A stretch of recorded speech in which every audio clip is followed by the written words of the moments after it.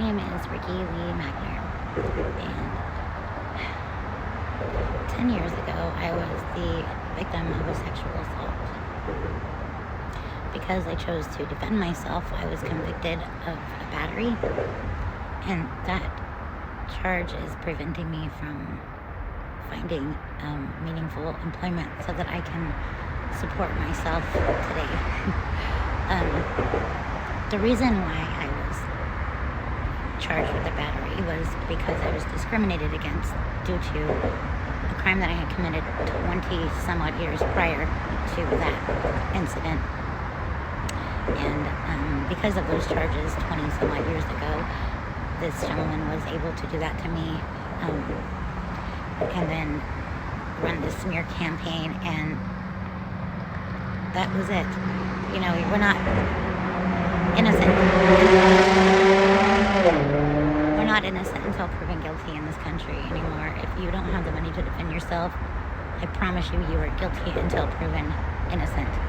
And how in the fuck are you supposed to defend yourself when you're locked up like 23 hours a day, and then you can see if somebody will accept the charges if you can remember their phone number, right? It's horrible. It's horrible, and something has to change. But, you know, instead of being a victim and crying about it, I haven't turned to prostitution or to selling drugs or doing anything of the such, anything illegal. I have learned how to live very, very frugally, and I'm starting a business. I went back to school. I'm an agriculture business major, and I'm starting a farming business.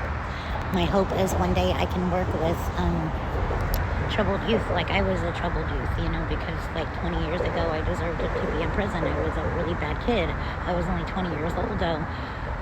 30 years ago now, excuse me, but 20 years prior to that crime.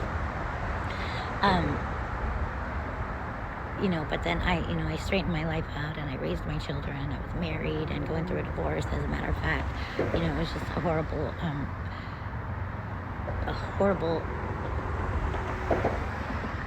experience. It was a horrible experience. It was a horrible incident.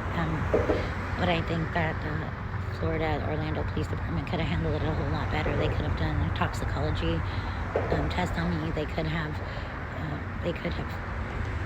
listened to what I had to say when I was coherent. You know, where were my clothes? My clothes are ripped down the side. I had no underwear, no bra on, you know, and did he have a black eye? Did I beat him up? I'm quite certain I did. So did he have a black eye? Yeah, he did. I don't remember doing that. You know, I'm sure I did do it. I'm certain I probably did, because I told him no. I told Joe he was too old, you know. So not only do I have a battery, I have a battery on a person 65 years or older. On top of the assault with a deadly weapon I had 20 years prior to that conviction, you know. So I'm not fine, and nobody's hiring me. And not only that, but there's just so much more. There, you know, not only am I discriminated against by the judicial system, the police department, you know, I am discriminated against in my own neighborhood where I live, because, you know, I'm white most of the time. I'm not where I'm living now, but, you know, where I was, you know, and I'm just like you guys, you know. I have the same problems you guys do. It's not about the color of your skin, you know. It's about, if you don't have the money to defend yourself, you are guilty until proven innocent, and that is the truth.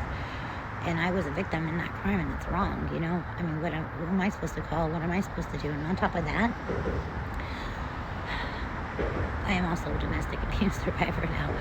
And I couldn't even go to like a safe house, you know, unless I filed a report and told on him and put him in jail. And where I come from, like, you just don't do that. You know, there's got to be a better system. There's got to be a better way, and I'm trying to figure that out. That's what I'm doing. So I went back to school, and I was told I knew that I wanted to be a farmer, and I was told to find a product that I could grow or, you know, raise, and that wasn't completely saturated. and I am going to be an escargot and caviar farmer. Sell to Sacramento's fine dining restaurants. Imagine that, snails. And the cool part about it is, like, when I was looking for, how-to videos on snail farming and stuff, most of the farmers that I saw were in Nigeria, and Nigeria is a very poor place. I was thinking, these snails sell for $1 a piece. Why couldn't I teach kids in the hood to do that? They can farm right in their backyards, in their bedroom, and come up, something different, something other than selling their bodies or putting themselves in danger so that they can earn a living and get out of the hell they think they're in, only to get into.